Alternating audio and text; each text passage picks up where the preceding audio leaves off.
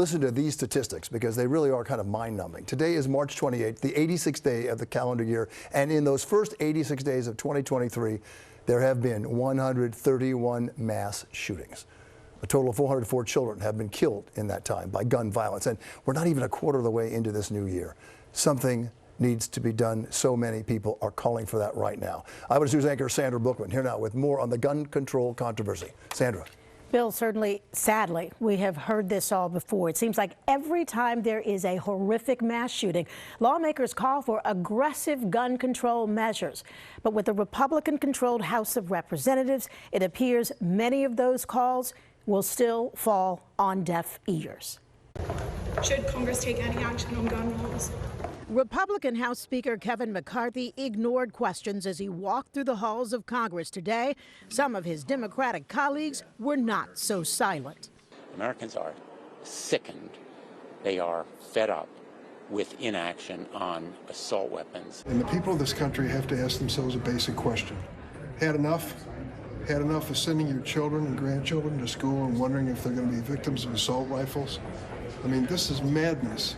Last summer, Congress passed a bipartisan bill that strengthened background checks for potential gun buyers under the age of 21. The bill also provided federal money for so-called red flag laws, which allow a state court to temporarily remove guns from a person deemed a danger to themselves or others. The legislation was clearly a compromise, and Democrats say it fell short of the assault weapons ban that President Biden has proposed. I have gone the full extent of my executive authority to do on my own anything about guns. Congress has to act. The majority of the American people think having assault weapons is bizarre. But it is not a discussion some Republicans are willing to have. Second Amendment here in the United States, people are allowed to possess firearms.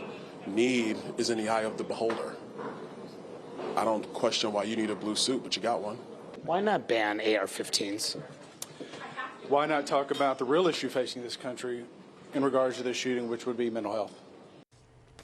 Now, the last congressman that you heard from, that is Republican Andy Ogles, who represents the area in Nashville where this shooting took place.